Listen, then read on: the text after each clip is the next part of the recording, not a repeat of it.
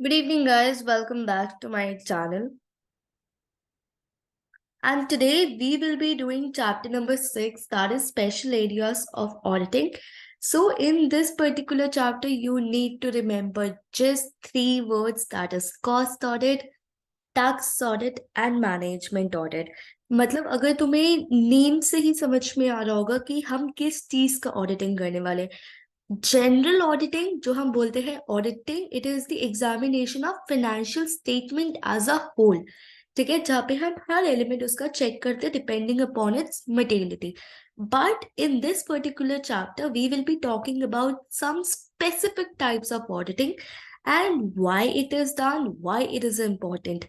इस चैप्टर से बिल्कुल डायरेक्ट क्वेश्चन आता है, कोई घुमा फिरा के क्वेश्चन इसमें बन ही नहीं सकता। ठीक है, तो only expect direct question from this particular chapter. And when it comes to the कितना याद करना है, बस इतना याद करना है कि हम 5-6 मार्क्स में सब कुछ सामने वाले को समझा सके हम कहना क्या चाह रहे हैं। Okay, now this is a very easy chapter and मेरी प्रेजेंटेशन में 11 स्लाइड से ज्यादा बन नहीं पाई बिकॉज इस पर्टिकुलर चैप्टर में कंटेंट सच में बहुत कम है। एंड अगर तुम 10 ईयर से पढ़ रहे हो, you will hardly see 1 or maximum 2 questions that is from this particular chapter. Okay, now as I mentioned, हम सिर्फ 3 ही वर्ड्स की बात करेंगे, cost audit, management audit and tax audit. जैसे ही ये तीनों खत्म हो जाएंगे, चैप्टर खत्म हो जाएगा। अब तुम बोलोगे मैम इसके बारे में पढ़ना क्या है? इसके बारे में बहुत इजी चीजें पढ़नी है। सबसे पहले उसका मीनिंग पढ़ना है, ऑब्जेक्टिव्स पढ़ने हैं एंड दैट्स इट, डिफरेंस पढ़ना है। डिफरेंस अगर तुमने ध्यान से ये वीडियो सुनी है, difference you will be able to write by yourself. Bye, because तुम्हें पता है कि फाइनेंशियल ऑडिट क्या होता है, तो तुम कॉस्ट ऑडिट से उसे डिफरेंशिएट डेफिनेटली कर लोगे। बाय, एक देखो बना सकते हो, cost is when auditing is done specifically for cost, financial overall financials, right. Cost is obviously more narrower and financial is obviously more broader. Example से, मतलब बैठे बैठे 3 पॉइंट्स एकदम बन गए विदाउट इवन स्टडिंग एनीथिंग। ठीक है, तो this is how you will actually get questions in your paper. Before we move forward, please go and subscribe to my channel. And there is a condition for the next video. I will be only uploading my next video when my subscribers touch 2.15k subscribers. You need to share it with your friends. You need to spread it across and make it for chapter number 7 and 5 together. Now let's move on to the first part of this particular chapter, that is the cost audit. देखो, cost audit का नाम सुन के ही बहुत ही ज्यादा relatable चीजें लग रही है कि ऑडिटिंग हो रही है, दैट इज कॉस्ट रिकॉर्ड्स के। ठीक है, so it is nothing but, अच्छा मैंने बताया कॉस्ट ऑडिट मीन्स हम कॉस्ट रिकॉर्ड्स का ऑडिट कर रहे हैं, बट हम उसमें कर क्या रहे हैं? हम छोटी से छोटी माइन्यूट डिटेल्स देख रहे हैं खर्चे का। ठीक है, लेट्स से आज मेरी रिलायंस की कंपनी है। ठीक है, तो मैं देख रही हूँ यार इतना खर्चा किस हो गया, 100 million of expenses, oh my God. ठीक है, तो how come I spend so much on my expenditure? तो मैं यहाँ पे क्या करती हूँ, मैं यहाँ पे जाके अपनी ऑडिटिंग करवाती हूँ। ठीक है, and just a minute guys.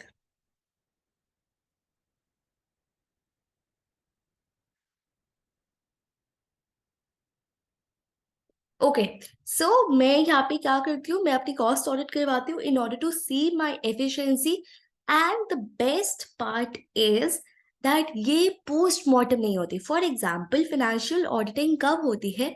जब 31 मार्च को हम सारी फाइलिंग कर लेते हैं, देन जाके ऑडिटर फाइनली उन्हें ऑडिट करता है, राइट। या क्वार्टर, जब क्वार्टर खत्म हो जाता है तब जाके हमारी ऑडिटिंग होती है। बट कॉस्ट ऑडिट की जब बात आती है, it is during the quarter, during the financial year. तो कभी भी यहाँ पे कुछ पोस्टमार्टम नहीं हो रहा है, यहाँ पे सब कुछ with in the process, with in the time limit हो रहा है। Okay, so it is something कि भाई हो गया तब तुम्हें पता चला, नहीं, जब हो रहा है तभी तुम्हें पता चलेगा। फाइन। तो this is the best part about the cost audit, कि जब चीजें चल रही है तभी जाके मुझे एकदम पता चल जाएगी, ना कि मुझे क्वार्टर खत्म होने का वेट करना पड़ेगा। एंड इसी के अकॉर्डिंग मैं अपनी डिसीजन मेकिंग कर सकती हूँ। I hope you got it. Now, objective, why it is done. So, objectives are divided into two parts, that is, general objective and social objective.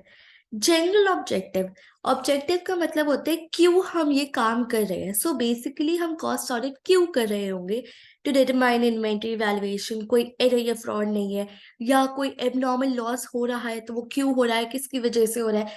तो ये सब चीजें ऑडिट में पकड़ाई आ जाएगी।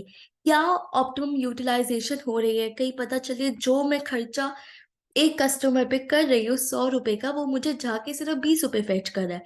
सो this is something not optimum utilisation of resources. Fine. So I need to make sure whenever I am spending any penny from my bank account, it has to be done in the most subtle, in the most efficient manner. Now when it comes to the social objective, social हम पूरी दुनिया की बात करते हैं। अगर मैं कोई खर्चा कर रही हूँ तो वो प्रोडक्टिविटी बढ़ाना चाहिए, ठीक है, एंड मेरे बिल सेटल होने चाहिए। इनसफिशिएंसी है, इन सफिशिएंसी है तो वो पिन पॉइंट होनी चाहिए। Fine. Now, what are the legal provisions relating to the cost audit? Trust me, this is the final topic of the cost auditing. Fine. तो ध्यान से सुनना, लीगल प्रोविजंस क्या होते हैं। Legal provisions are certain rules and regulations set up by the legal team, or by government, you can say, या central government हो गई आपकी, या लेट्स से, हाँ, तो सेंट्रल गवर्नमेंट ने अगर कोई भी हमारे लिए रूल सेट किए for the cost auditing process, that is coming under the legal provisions. Okay. Comply with the costing standards. Now, just like you have auditing standards, you have costing standards too. Okay. So whenever you are performing the cost audit, you need to make sure that you comply to those standards, because अगर आप उन्हें breach कर दोगे, you will have to pay fines and penalties. Submit reports to the EOD. Now what really happens, जब हम auditing करते हैं, financial auditing करते हैं, तो हमें किसने अपॉइंट किया होता है, शेयर होल्डर्स ने। सो उसकी रिपोर्ट्स किसके पास जाती है, शेयर होल्डर्स के पास। बट जब हम कॉस्ट ऑडिटिंग करते हैं तो हमें किसने अपॉइंट किया है, बोर्ड ऑफ डायरेक्टर्स ने। हम रिपोर्ट किसको सबमिट कर देंगे, बोर्ड ऑफ डायरेक्टर्स को। Company shall provide all assistance. Just like the financial auditing, company cannot say no to any details that a cost auditor require. Okay, let's say आज अगर cost auditor बोलता है चलो मुझे ये invoices दिखाओ because I need to verify few expenses, you cannot deny upon that fact. You need to actually cooperate with him just like you do with a statutory auditor or an external auditor. Now performed by the cost accountant. Now there are, accountants for the cost auditing purposes, and those people will only actually perform the auditing. Era गेरा नथु गेरा आके तुम्हारी cost auditing नहीं कर सकता. He has to be professional. He has to have sufficient knowledge about standards, about everything, and hence it is performed by the cost accountant, not just by any professional person. Now, मैं जब जब तुम्हें कोई point समझा रही थी, I was actually pinpointing the difference between the financial and the cost audit. So here are the 5 bases for the difference. You can just go through them once. मैंने most of them cover कर ही लिए हैं, but in case you feel कोई point रह गया, please go and read it once. Pause the video for 2 seconds, 3 seconds, take a screenshot and make sure that you read it after watching the whole video. Now the cost audit is over. Literally इससे ज़्यादा मुझे book में नहीं मिला. अगर तुम्हें मिलता है तुम मुझे PDF सेंड कर सकते हो on ruchikoil2306@gmail.com. In that case, I'll provide you with another part 2 video where I feel अगर उसमें मैंने कोई part miss कर दिया है, ठीक है, जो मैं इस वीडियो में कवर नहीं कर पाई हूँ. सो इन केस आपके सिलेबस में कुछ नया आता है relating cost audit, make sure you actually share it with me for the new video, ठीक है। Now let's move on to the tax audit. When I come to the tax audit, तुम्हें क्या लगता है टैक्स ऑडिट किसी management choice से करवाती होगी? मतलब आज मुझे शौक चढ़ रहा है, चलो कॉस्ट ऑडिट का तो थोड़ा लॉजिक बन रहा है कि भैया मुझे अपने खर्चे बचाने हैं, मुझे अपना प्रॉफिटेबल कंपनी करनी है, and hence I want my business to be very profitable.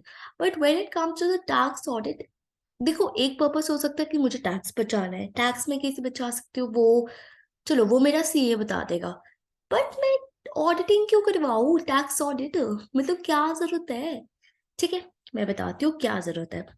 Income tax act 1961 में आया था, जिसके तहत सब चीजें कंपल्सरी हो गई है कि तुम्हें अपना टैक्स ऑडिट करवाना पड़ेगा। एंड एक और कंडीशन है, अगर तुम्हें डिडक्शन या रिलीज चाहिए under income tax act 1961, you need to get tax auditing done.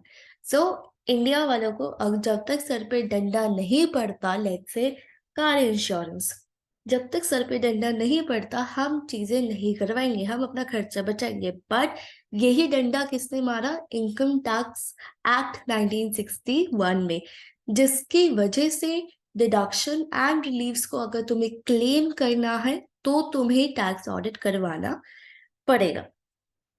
Fine, so this is what is mentioned in this particular screenshot. Now you need to know few things about the tax audit.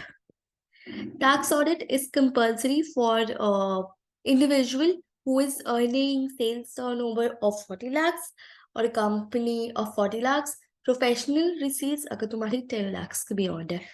Just like cost audit, tax audit has to be performed by the cost accountants only. I guess this is wrong because cost audit is performed by cost audit.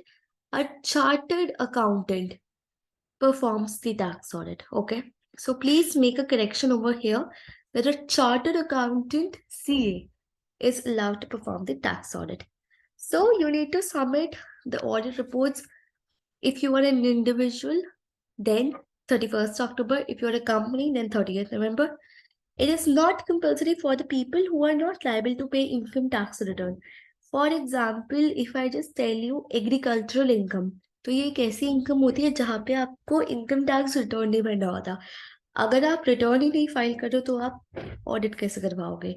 Not mandatory for 5 people. देखो ये 5 लोग कौन आते हैं? First of all जो trading में deal कर रहे हैं, सेकंड जो नॉन रेजिडेंट्स है एंड शिपिंग का बिजनेस है, जो नॉन रेजिडेंट्स है या मिनरल ऑयल का बिजनेस है, जो नॉन रेजिडेंट्स है एंड एयरक्राफ्ट का बिजनेस है, operation of aircraft, and foreign companies जो अपने इनकम ड्राइव कर रही है सिविल कंस्ट्रक्शन से। Fine, so these are the 5 people. I don't think this is very important to learn, but yes you can just learn 1 or 2 so that आप अपने answer को बड़ा करने के लिए कर सकते हो. And as I mentioned before, it is required for the claiming deduction and selective tax audit. Now comes the third part, that is a management audit. I hope I am not running very fast in this particular chapter because इससे ज़्यादा मैं समझा नहीं सकती because मेरे पास individually data नहीं है इसका, ठीक है. एंड ट्रस्ट मी ये बहुत डायरेक्ट क्वेश्चन आएंगे एंड आपको at the end of the day याद ही करना पड़ेगा. इसके अलावा ना आपके पास कोई चारा ना मेरे पास कोई चारा, ठीक है. ना why management audit is required. देखो मैनेजमेंट ऑडिट क्यों जरूरी होती है? बिकॉज आजकल के टाइम में बहुत बड़े बिजनेस हो गए हैं, नॉट बड़े but also very complex. Okay, so वहां पे थोड़ा कंपल्सरी हो जाता है कि आप अपना मैनेजमेंट ऑडिट करवाओ, ठीक है. देखो फाइनेंशियल ऑडिटर क्या कर रहा था, फाइनेंशियल ऑडिट क्या कर रहा था, वो हमारी कंपनी में आ रहा था, हमारे फाइनेंशियल स्टेटमेंट्स को दे रहा था, ओपिनियन एक्सप्रेस कर रहा था and tata bye bye see you कर रहा था. But This is all regarding the financial data. When it comes to the management side, non-financial thing, कि कैसी चल रही है departments, कैसी चल रही है team, कैसा चल रहा है management. So all these things, कैसे चल रहे हैं controls, how everything is going in an organization, this is analyzed by the management audit. Judge efficiency of management, how efficient the management is. Can it go beyond what actually it is performing right now, or is it at the maximum level, or is it at the lowest level? Fine. Why do we need separate auditor for this? Why? Just make a quick guess.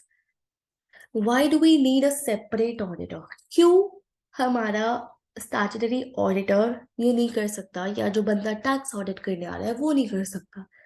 Because external auditor के पास time भी नहीं है, ठीक है, and legal authority भी नहीं है कि वो मैनेजमेंट ऑडिट कर दे. Can you guess why external auditor can not perform in management audit? ठीक है. सो वाई? बिकॉज वहां पे फेमिलैरिटी थ्रेट आ जाता है, ठीक है. If he will do management audit as well as external audit, there will be a familiarity threat and independence threat too. So what is the meaning of management audit?